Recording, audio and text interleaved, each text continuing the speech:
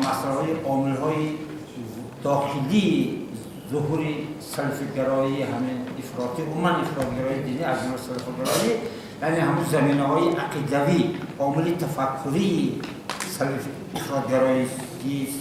دینی از جمله سلفی‌گرایی در داخل کشور هستند همین عامل‌ها همین زمینه‌ها همین عقیده‌هایی که بی‌واسطه برای وارد شدن همون عامل بیرونه به اینجا زمینه تیار میکنن. اگر همین مسئله یک وسیع‌تر این مسئله مورد بررسی میشه خوب میبود. مثلا من چند عامل میبینم اینجا و من اینجا سلیمان دولت فهم بعضی گپ‌های گفتم من مثلا با بعضی فکرهای انسان راضی هستم از جمله همین آخران گپی که گفتم که دین یک پدیده اجتماعی است من بسیار خرسند شدم که به هر حال که با موقع ما آمدن این کسان همه اندیشه ما دستگیری کردن که دین فشتی همه به هر حال که پدیده اجتماعی بوده است این بسیار عقیده خوب است یک پیشروی است و اگر همین برای همین ما همین اسلام دین همش یک پدیده اجتماعی جمعیتی در داخل کشور خود ما تحلیل کنیم بگه همینجا ما بسیار مسئله ها و روشنی میاندازیم از جمله من همین زمینه‌های عقیدوی همین ظهور افراط‌گرایی دینی از جمله سلفی در چی میبینم؟ در ما میبینم که مطبوعات ما یکش در مطبوعات ما خیلی وسیع دامنه‌دار اندیشه وحدت دین و سیاست وحدت دین و دولت خیلی وسیع ترجمه میشود و همین اندیشه نه تنها از جانبی روحانیت سنتی نه تنها از جانب بعضی خادمان دینی که در مسجدهای ما امام خمینی کار میکنند نه تنها از جانب حزب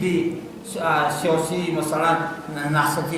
حزب نهضت اینجوری از جانب بعضی دیاریان حتی بعضی ژورنالیستان ما روزنامه‌نگار ما همه عقیده با چسبیده گرفتن مسئله یعنی که همین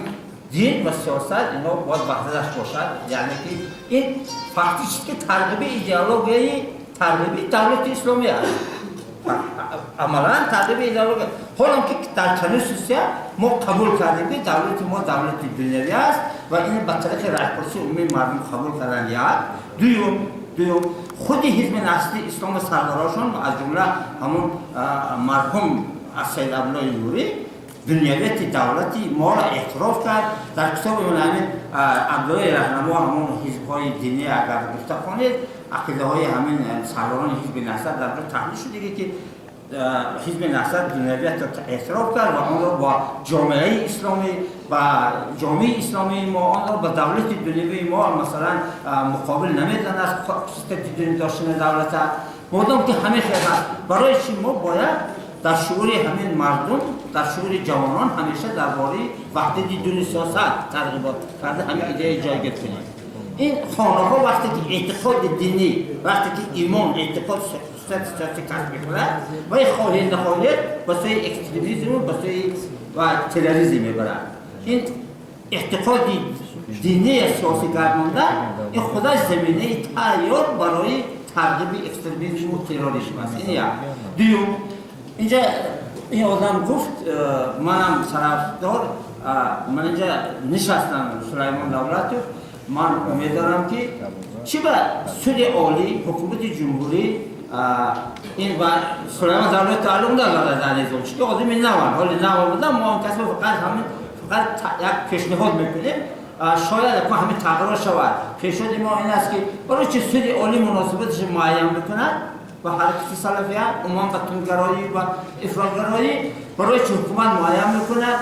برای چه ساختارهای دولتی حکومتی در این باره اندیشه میرانند و برای چه شورای علمای جمهوری تاجیکستان در این باره خاموشی را اختیار کرده است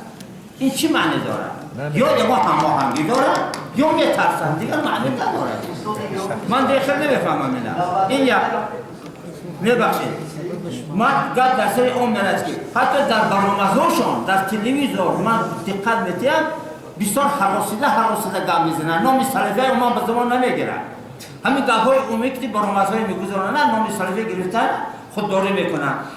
عجایبش که کسی که درباره سلفی گرایی اگر سخت برآمد کند کوشش میکنن که با هر راهی از همون بیرون کنه، اگر در اون مقامات دولتی کار کنه یا در اون باید بیرون سازن، کوشش میکنن که دهن باید بندن، باید با هر وقت تهدید هم میکنن. این چیز ما چندی بار مشاهده کردیم و حاضر هم مشاهده کردیم. من همین آیا همین زمینه با اعتقادی زمینی عقیدی برای رشد وارد شدن حرکت‌های بیگانه نیست. این دو سوم برای چی ما تاریخ تحریف سازیم؟ تاریخ خود ما باید تحریف سازیم. اگر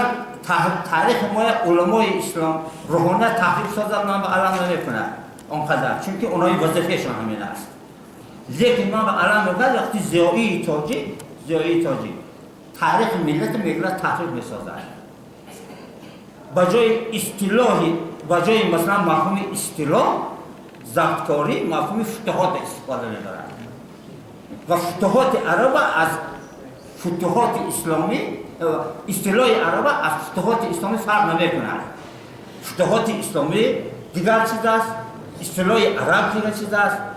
عرب وقتی اسلام فقط در چهره عرب دیدن در کار نیاخی. اون خدمتی که ما کردیم در اسلام خود عرب نکرده است. این تمام دانشمندان دنیا گفتن و برای چی ما باید تاریخ تحریف سازیم. اصطلاح عرب اصطلاح است و فتوحات نیست.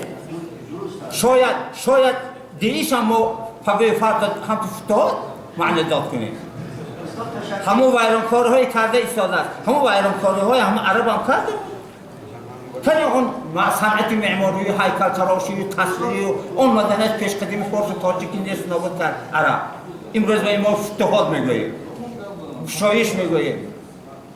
ما نه این زمینه بی‌واسطه برای افراط‌گرایی دینی است و به همین مانند بسیار چیزهای دیگر است که ما اینجا میخواهم گویم. میبخشید از بس که من در مذاکره برآمد کردم. خلاصی گفتم همین که ما باید ابن تیمیه یا عبدالوهاب ها و این نصرالدین البانی بیرونه خسرش ما با کمتر و در داخل این ابن تیمیه ها بسیار شده است. ابن تیمیه ها و عبدالوهاب های داخلی مسئله شدیدن در کار.